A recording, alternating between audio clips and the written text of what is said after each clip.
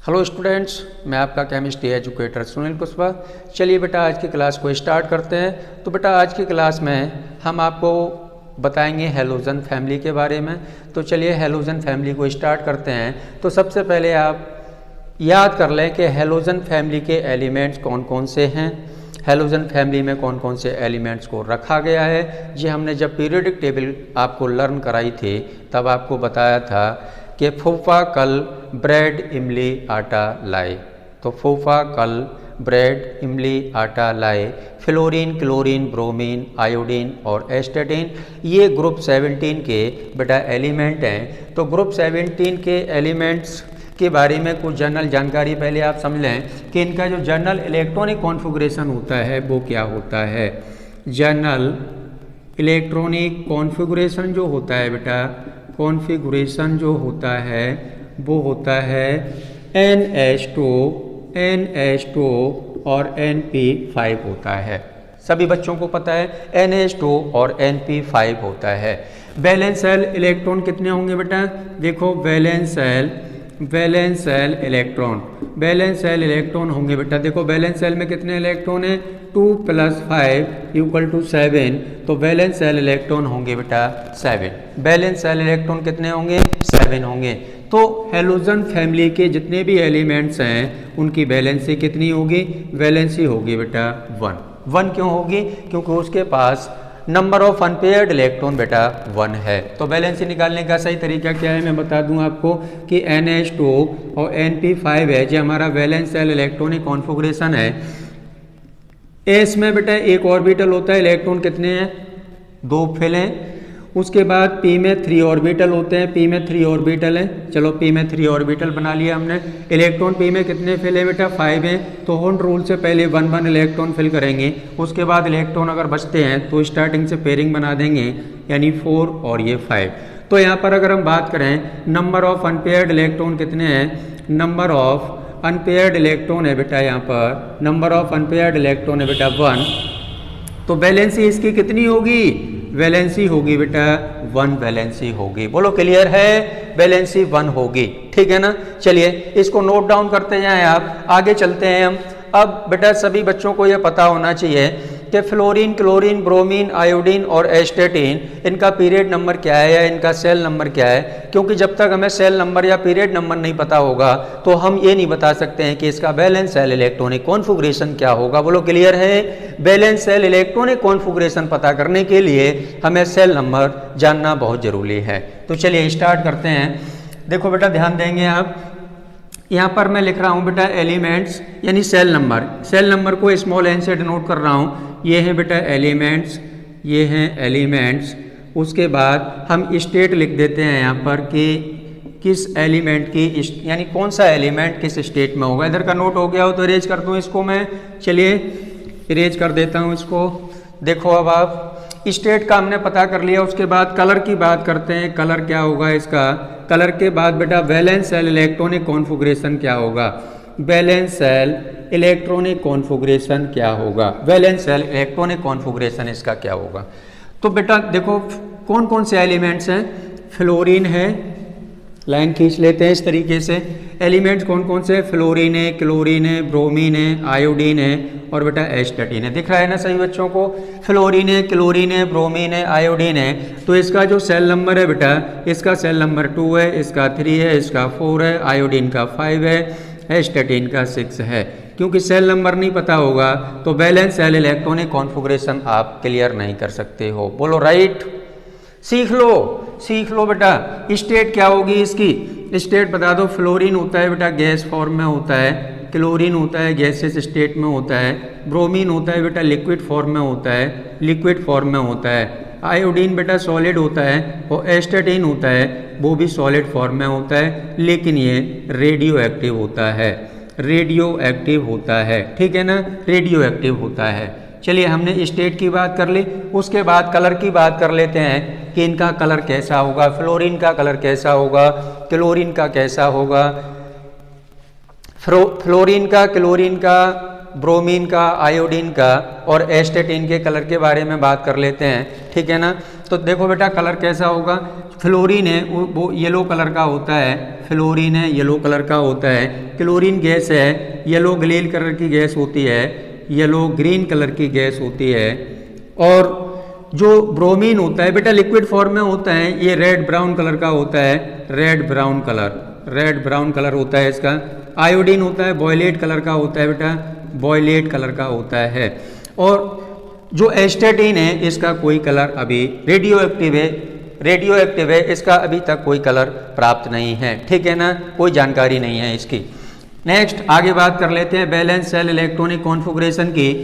तो फ्लोरीन का valence shell electronic configuration लिखने का तरीका मैं बता रहा हूँ आपको कि फ्लोरीन का जो नंबर ऑफ सेल है या पीरियड नंबर है तो 2 है, तो इलेक्ट्रॉन किस में पहले जाएगा देखो, यानी 2s2 और 2p5, यानी नंबर ऑफ पीरियड को देख करके या सेल नंबर को देख करके यह पता लगा सकते हैं कि इसका वैलेंस शेल इलेक्ट्रॉनिक कॉन्फ़िगरेशन क्या होगा।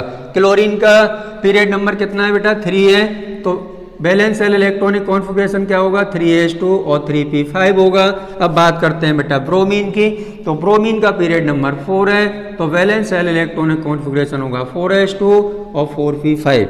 अब आयोडीन की बात करते हैं तो इसका पीरियड नंबर 5 है, तो इसका वैलेंस शेल इलेक्ट्रॉनिक कॉन्फ़िगरेशन बेटा 5s2 और 5p5 होगा। एस्टेटाइन की बात करते हैं तो एस्टेटाइन का बेटा जो पीरियड नंबर है वो 6 है, तो इसका वैलेंस शेल इलेक्ट्रॉनिक कॉन्फ़िगरेशन होगा 6s2 और 6p5 होगा। इतनी बातें क्लियर हो गई, बोलो सभी बच्चों को हो गई या नहीं बेटा, सभी बच्चों को हो गई इतनी बातें क्लियर। चलिए नोट डाउन किया जाए, नोट कर लो इसको, जल्दी से नोट किया जाए, स्क्रीनशॉट ले लो, स्क्रीनशॉट ले लो,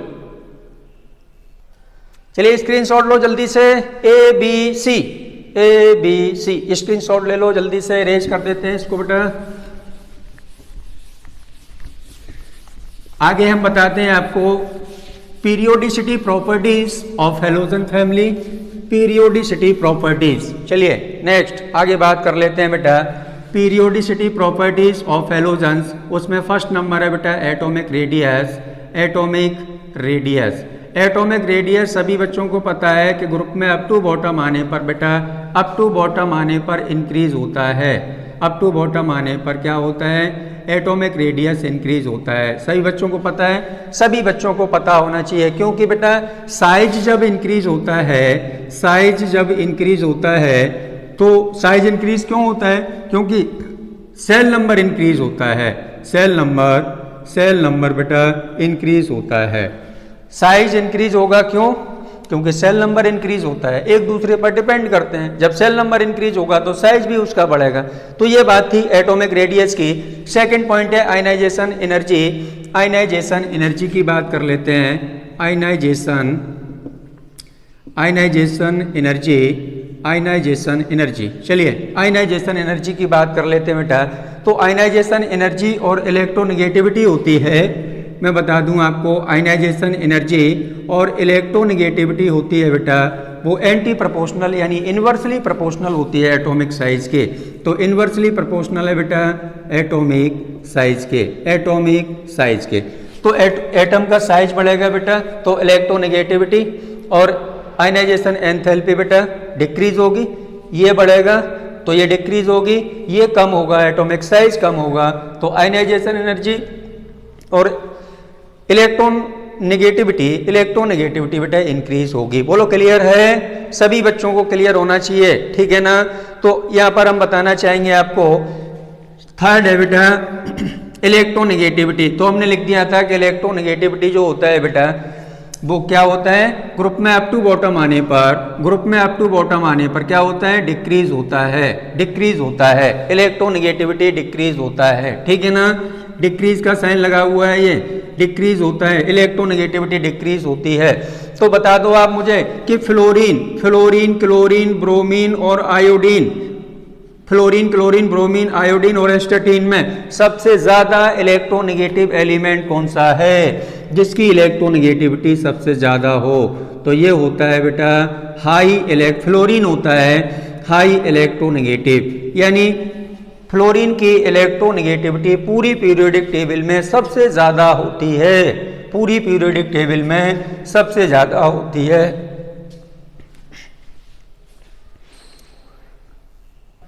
चलिए नेक्स्ट पॉइंट है बेटा, 4 पॉइंट है electron gain enthalpy. 4 periodic properties है इलेक्ट्रॉन गेन एंथैल्पी। तो इलेक्ट्रॉन गेन एंथैल्पी को बेटा हम इलेक्ट्रॉन गेन एंथैल्पी इसको लिखते हैं delta E G H symbol से डिनोट करते हैं।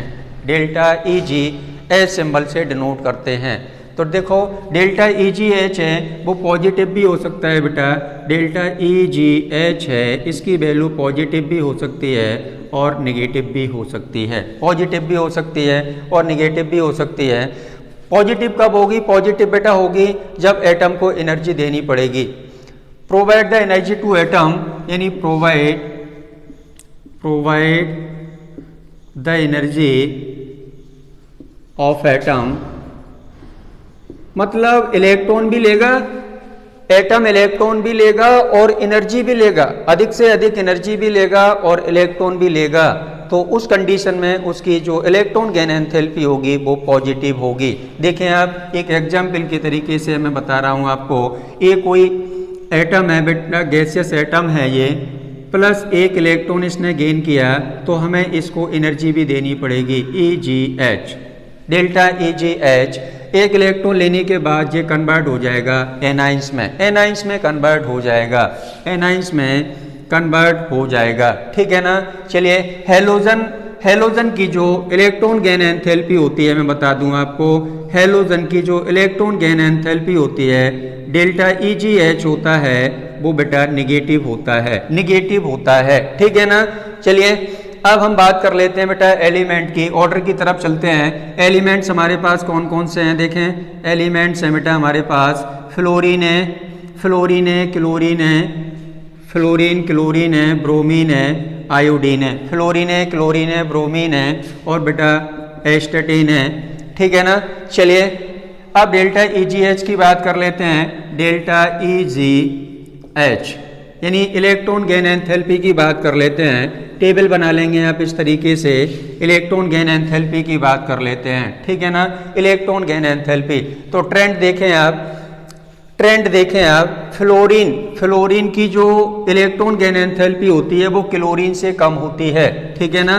तो क्लोरीन की ट्रेंड में लिख लेंगे आप, ट्रेंड में लिखेंगे क्लोरीन की सबसे ज़्यादा, इससे कम फ्लोरीन की और इससे कम ब्रोमीन की, इससे कम आयोडीन की और इससे कम बेटा एस्टेटाइन की, इससे कम एस्टेटाइन की होती है, ठीक है ना।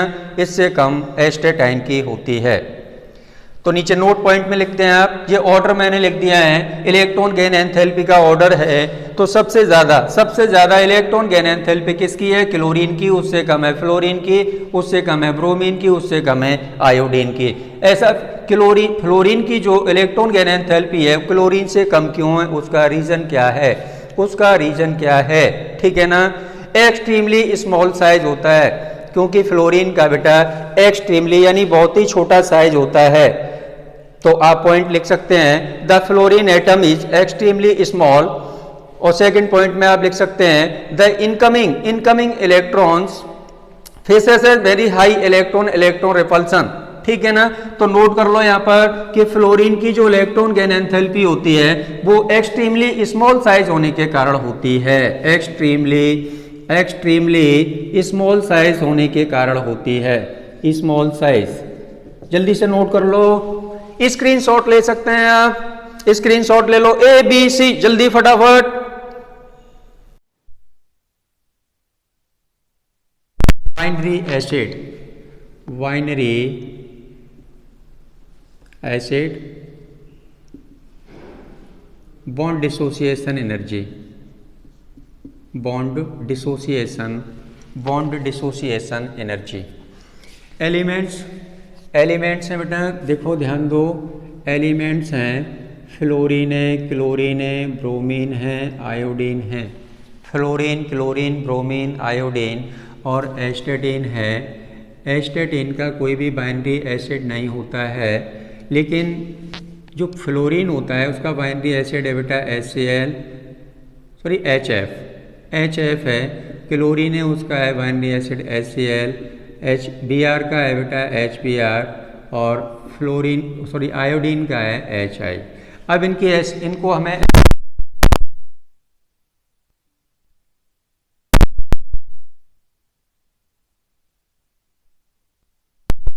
तो देखें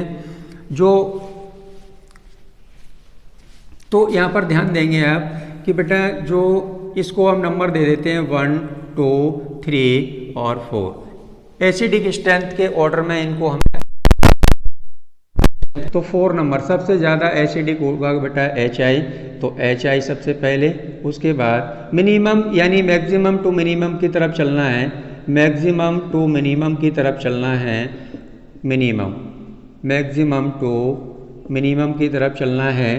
तो फर्स्ट नंबर पर होगा बेटा HI की बेटा HI की जो एसिडिक स्ट्रेंथ होगी सबसे ज़्यादा होगी, उससे कम होगी बेटा HBr की, इससे भी कम होगी HCl की, इससे भी कम होगी बेटा HF की। अब बात कर लेते हैं जो ऑर्डर हो गया आपका, ये ऑर्डर है, इस ऑर्डर में आपको लिखना है। अब बात कर लेते हैं बॉन्ड एसोसिएशन एनर्जी है, energy BDE bond dissociation energy की अगर बात करें, बॉन्ड डिसोसिएशन एनर्जी, तो बॉन्ड डिसोसिएशन एनर्जी जो होती है वो बॉन्ड ऑर्डर के डायरेक्टली प्रोपोर्शनल।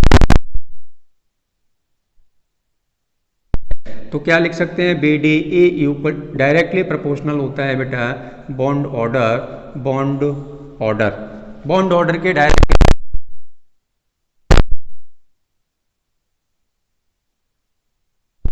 की। तो ऑर्डर में अरेंज करना है इनको। तो देखो मैक्सिमम से मिनिमम की तरफ चलना है बेटा ऑर्डर में, मैक्सिमम टू मिनिमम की तरफ चलना है, मैक्सिमम से मिनिमम की तरफ। तो क्लोरीन की सबसे ज़्यादा होगी बॉन्ड डिसोसिएशन एनर्जी बेटा, क्लोरीन की सबसे ज़्यादा, इससे कम होगी बेटा ब्रोमीन की, ब्रोमीन से कम होगी बेटा फ्लोरीन की, और फ्लोरीन से कम होगी बेटा आयोडीन की। सकते हैं Cl2, Br2, F2 और I2। चलिए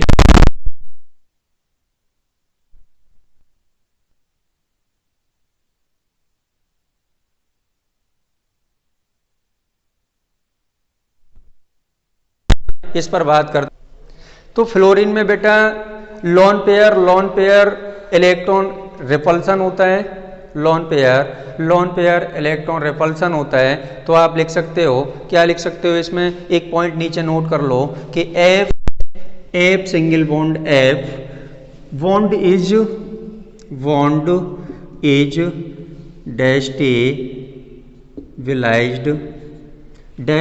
डेस्टेबिलाइज्ड ड्यू टू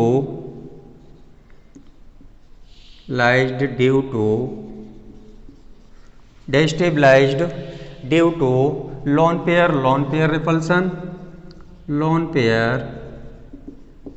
पेयर रिपल्सन, ठीक है ना। इस रीजन से डिसोसिएशन एनर्जी होती है वो बेटा कैसी होती है, कम होती है।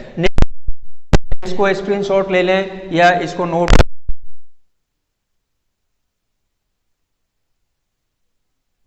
तो ऑक्सीडाइजिंग प्रॉपर्टीज में हम देखेंगे, ऑक्सीडाइजिंग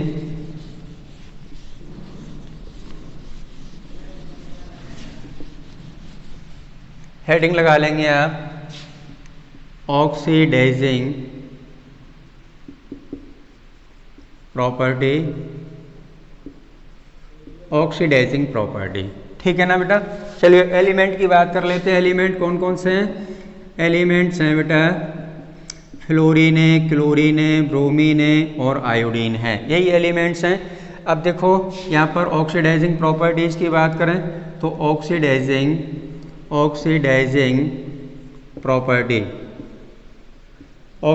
प्रॉपर्टी की बात करें तो जो फ्लोरीन होता है, फ्लोरीन देखो F2 वाटर के साथ रिएक्ट होकर के, पानी के साथ रिएक्ट होकर के बेटा HF बनाएगा और ऑक्सीजन गैस को लिबरेट करेगा, ऑक्सीजन गैस को लिबरेट करता है, ठीक है ना। क्लोरीन को देखते हैं बेटा, जो क्लोरीन गैस होती है उसको वाटर में मिला दो तो क्या बनेगा, HCl तो बनना ही है, और HCl बनेगा और HOCl बनेगा। इसी तरीके से ब्रोमीन को वाटर के साथ रिएक्ट करा दो तो क्या बनेगा, HBr तो बनना ही। देखो ये सेम एसिड बनना है, HBr बनेगा प्लस HOBr बनेगा बेटा, HOBr बनेगा साथ, यानी आयोडीन वाटर के साथ रिएक्ट नहीं होता है, I2 वाटर के साथ रिएक्ट नहीं। नोट में लिख दें आप, नोट में क्या लिखना है बेटा, the extreme oxidizing power of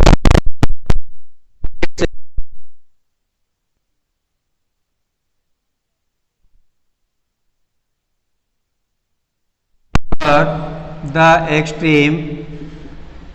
extreme oxidizing power of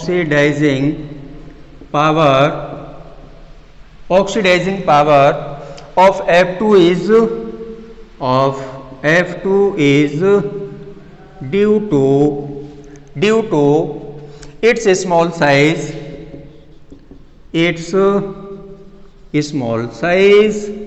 and high hydration enthalpy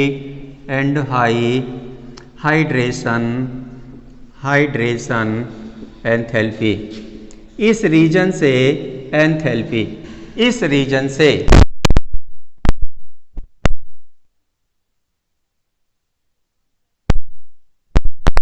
सबसे ज्यादा होती है बेटा फ्लोरीन की। चलिए नोट डाउन कर लें, स्क्रीनशॉट ले लें, ए बी।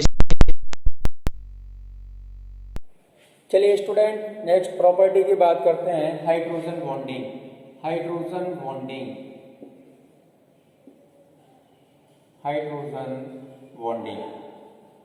देखो ध्यान देंगे आप कि ग्रुप में अप टू बॉटम आते हैं तो हाइड्रोजन बॉन्डिंग जो होती है वो डिक्रीज होती है, क्योंकि हाइड्रोजन बॉन्डिंग डिपेंड करती है इलेक्ट्रोनेगेटिविटी पर, ठीक है ना। तो मैंने क्या बोला कि हाइड्रोजन बॉन्डिंग होती है वो डायरेक्टली प्रोपोर्शनल होती है इलेक्ट्रोनेगेटिविटी पर। तो ये बेटा लॉजिक है, इस लॉजिक को आप याद कर लें। ये लॉजिक है हाइड्रोजन बॉन्डिंग से रिलेटेड, ये लॉजिक आपको मिल गया है, ठीक है ना।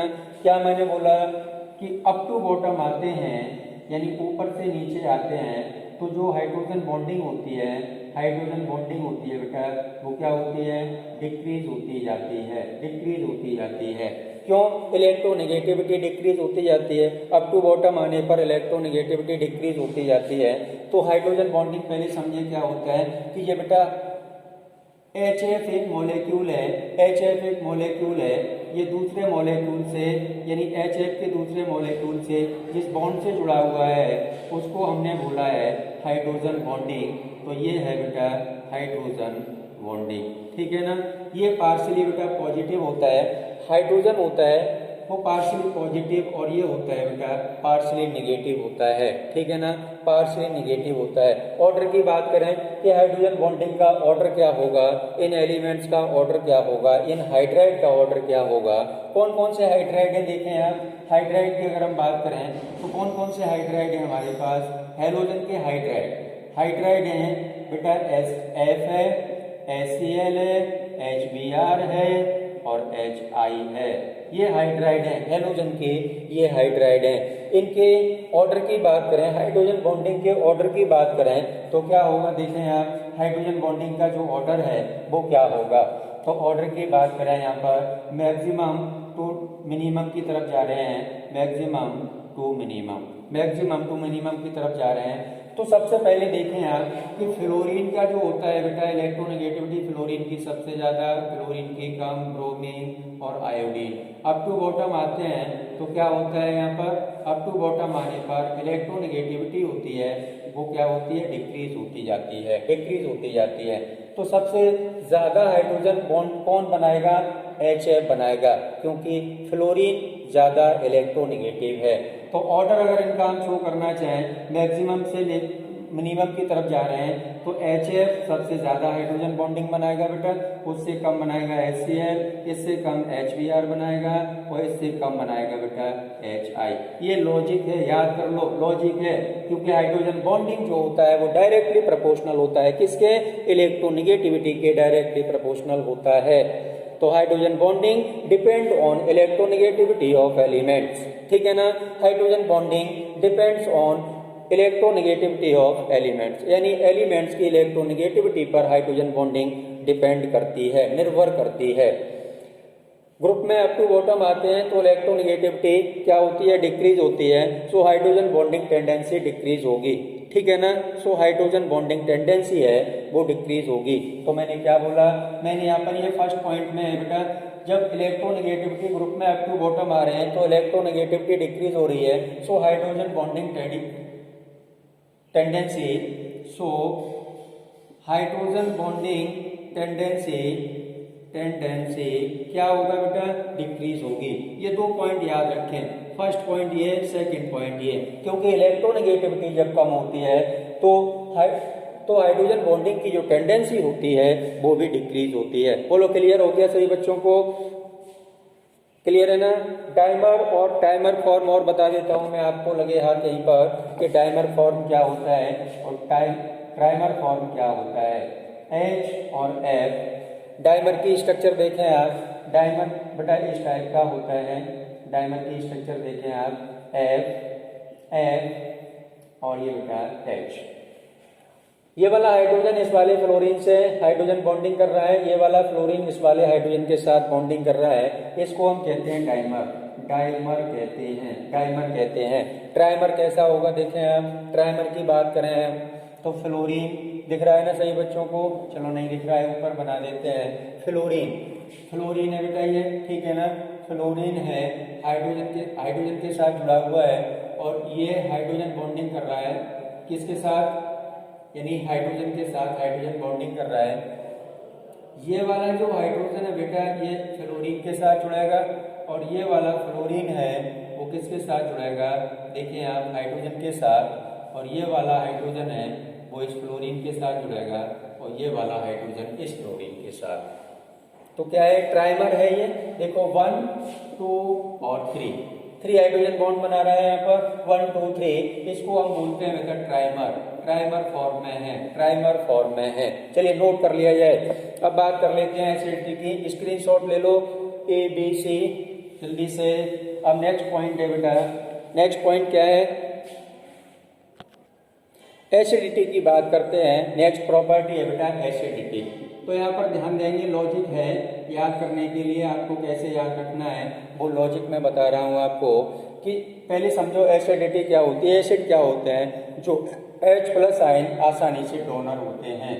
तो जो H+ आयन देते हैं, H+ आयन डोनर होते हैं, उनको क्या कहते हैं, एसिड कहते हैं। जो H+ आयन देते हैं वो एसिड होते हैं। तो एसिडिटी हमें बतानी है। ग्रुप में अप टू बॉटम आने पर क्या होता है, तो एसिडिक स्ट्रेंथ होती है बेटा, ध्यान देंगे आप, एसिडिक स्ट्रेंथ होती है वो डायरेक्टली प्रोपोर्शनल, लॉजिक है, डायरेक्टली प्रोपोर्शनल होती है बेटा बॉन्ड लेंथ के। जितनी बॉन्ड लेंथ ज्यादा होगी उतनी उसकी एसिडिक स्ट्रेंथ ज्यादा होगी। बॉन्ड लेंथ के डायरेक्टली प्रोपोर्शनल होती है, और बेटा डायरेक्टली प्रोपोर्शनल होती है इलेक्ट्रोनेगेटिविटी के, और डायरेक्टली प्रोपोर्शनल होती है बेटा ऑक्सीडेशन स्टेट के। ये बातें आप याद रखेंगे, ये लॉजिक है, याद कर लो इसको। ये लॉजिक है कि जो एसिडिक स्ट्रेंथ होती है वो डायरेक्टली प्रोपोर्शनल होती है बॉन्ड लेंथ के, और डायरेक्टली प्रोपोर्शनल होती है इलेक्ट्रोनेगेटिविटी के, और डायरेक्टली प्रोपोर्शनल होती है ऑक्सीडेशन स्टेट के। अब यहाँ पर समझेंगे आप, यहाँ पर क्या समझेंगे, बॉन्ड लेंथ समझेंगे आप। यहाँ पर देखो बेटा, एक एटम ये है और इससे एक एटम ये जुड़ा हुआ है, एक एटम ये है, इससे एक एटम ये जुड़ा हुआ है, एक एटम ये है और एक एटम ये जुड़ा हुआ है, इससे एक एटम ये है और एक एटम ये जुड़ा हुआ है। तो अप टू बॉटम आते हैं तो बॉन्ड लेंथ होती है, इंक्रीज होती है। मतलब क्या हुआ, बॉन्ड लेंथ होती है वो क्या होती है बेटा, इंक्रीज होती है। अप टू बॉटम आते हैं तो बॉन्ड लेंथ इंक्रीज होती जाती है। ये बॉन्ड इतना है, ये बॉन्ड इतना है, ये इतना बड़ा है और ये इतना बड़ा है। मतलब छोटी लकड़ी को तोड़ना बेटा कठिन होता है, एनर्जी हमें ज़्यादा देनी पड़ती है, और बड़ी लकड़ी होती है उसको तोड़ने में कम एनर्जी हमें देनी पड़ती है, ठीक है ना। तो ये देखो छोटी है, ये बड़ी है, इससे भी बड़ी है, इससे भी बड़ी ये है, सबसे बड़ी ये है। तो bond length up to bottom आने पर इंक्रीज होती है। अब हाइड्राइड देख लो, कौन कौन से हाइड्राइड है, HF है, HCl है, HBr है और HI है। तो HI का बॉन्ड है बेटा आसानी से टूट सकता है क्योंकि बड़ा बॉन्ड है, वो बॉन्ड लेंथ उसकी ज़्यादा है, तो बॉन्ड लेंथ ज़्यादा है, आसानी से टूट सकता है, कम एनर्जी में टूट सकता है। तो एसिडिक स्ट्रेंथ किसकी ज़्यादा होगी? बोलो एसिडिक स्ट्रेंथ किसकी ज़्यादा होगी?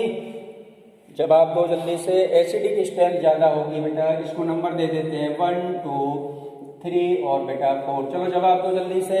ऑर्डर लिखना है आपको, ऑर्डर लिखना है, ऑर्डर में लिखना है मैक्सिमम टू मिनिमम की तरफ जाना है, मैक्सिमम टू मिनिमम की तरफ जाना है।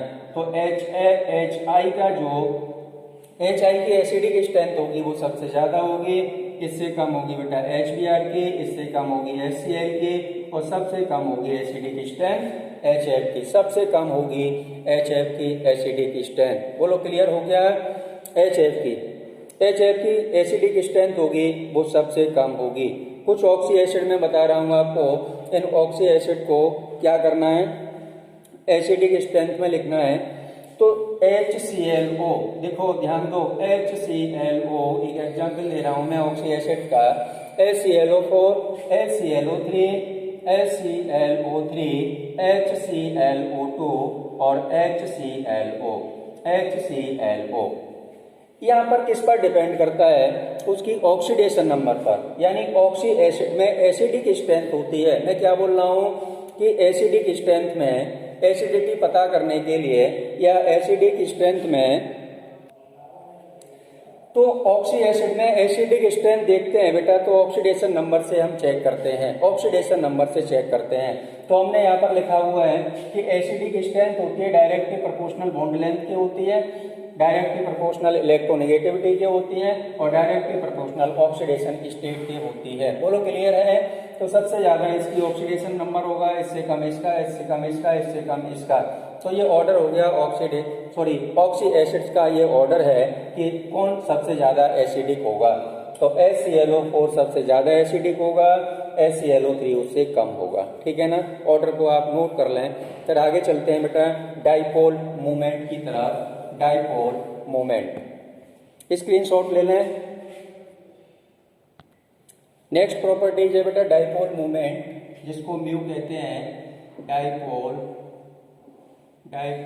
मूवमेंट जिसको हम म्यू कहते हैं, म्यू से डिनोट करते हैं। क्या होता है? म्यू इक्वल टू होता है Q इंटू डी, यानी म्यू इक्वल टू होता है बेटा Q इंटू डी। Q होता है यहाँ पर बेटा चार्ज, Q होता है चार्ज, और D यहाँ पर होता है बॉन्ड लेंथ, D होता है बॉन्ड लेंथ, D होता है बॉन्ड लेंथ। ये फॉर्मूला है। चलिए, जो डाइपोल मूवमेंट होता है वो अप टू बॉटम आने पर बेटा डिक्रीज होता है, अप टू बॉटम आने पर डिक्रीज होता है। Dipole movement up to bottom आने पर डिक्रीज होता है। क्यों डिक्रीज होता है? क्योंकि डाइपोल मूवमेंट जो होता है, डाइपोल मूवमेंट होता है वो डायरेक्टली प्रोपोर्शनल होता है इलेक्ट्रोनेगेटिविटी के, और इलेक्ट्रोनेगेटिविटी डायरेक्टली प्रोपोर्शनल होती है बेटा चार्ज के, डायरेक्टली प्रोपोर्शनल होती है चार्ज के। इस लॉजिक को आपको याद रखना है, ये लॉजिक आप नोट कर लें जल्दी से। तो बेटा क्या होगा? इलेक्ट्रोनेगेटिविटी हाई होगी, इलेक्ट्रोनेगेटिविटी हाई होगी तो क्या होगा? डाइपोल मूवमेंट भी उसका हाई होगा। इलेक्ट्रोनेगेटिविटी बढ़ेगी तो डाइपोल मूवमेंट भी बढ़ेगा, और चार्ज बढ़ेगा बेटा, तो चार्ज बढ़ेगा तो डाइपोल मूवमेंट भी बढ़ेगा। तो चार्ज हाई होगा तो डाइपोल मूवमेंट भी उसका हाई होगा। और बेटा म्यू किस कंडीशन में? इन दोनों कंडीशन में अगर हम देखें तो म्यू की वैल्यू भी हाई होगी। ठीक है ना? चलिए, इलेक्ट्रोनेगेटिविटी हाई होगी, चार्ज हाई होगा, तो डाइपोल मूवमेंट है वो भी बेटा हाई होगा या ज्यादा होगा, अधिक होगा। तो डाउन द ग्रुप, तो ऑर्डर में लिखना है मिनिमम टू मैक्सिमम चलना है बेटा, मिनिमम टू मैक्सिमम चलना है। तो कौन कौन से हाइड्राइड हैं? हाइड्राइड देखें आप, HF है, HCl है, HBr है और HI है। मिनिमम टू मैक्सिमम चलना है, ऑर्डर लिखना है minimum to maximum, minimum to maximum order में इनको लिखना है। तो HI का डाइपोल मूवमेंट सबसे कम होगा, और HBr का इससे ज़्यादा होगा, HCl का इससे ज़्यादा होगा, और HF का सबसे ज़्यादा होगा, क्योंकि इलेक्ट्रोनेगेटिविटी HF की सबसे ज़्यादा है। इलेक्ट्रोनेगेटिविटी ग्रुप में अप टू बॉटम आने पर डिक्रीज होती है और बॉटम टू अप जाने पर इंक्रीज होती है। तो जिसकी इलेक्ट्रोनेगेटिविटी ज़्यादा होगी, जिसकी इलेक्ट्रोनेगेटिविटी ज़्यादा होगी उसका डायपोल मोमेंट ज़्यादा होगा। बोलो क्लियर है? चार्ज ज़्यादा होगा तो डायपोल मोमेंट ज़्यादा होगा। तो डाउन द ग्रुप यानी ग्रुप में अप टू बॉटम आते हैं तो इलेक्ट्रोनेगेटिविटी डिक्रीज होती है, चार्ज सेपरेशन होता है वो डिक्रीज होता है, बॉन्ड लेंथ इंक्रीज होती है। ग्रुप में अप टू बॉटम आने पर बॉन्ड लेंथ इंक्रीज होती है। पॉइंट को नोट किया जाए, down the group electronegativity decreases, down the group electronegativity decreases, charge separation decreases और बॉन्ड लेंथ इंक्रीजेज। ग्रुप में अप टू बॉटम आने पर बॉन्ड लेंथ होती है वो क्या होती है बेटा? इंक्रीज होती है। तो चलिए आज की क्लास को यहीं बेटा समाप्त करते हैं। नेक्स्ट क्लास में हम पढ़ाएंगे आपको ऑक्सी एसिड्स और इंटर हैलोजन कंपाउंड।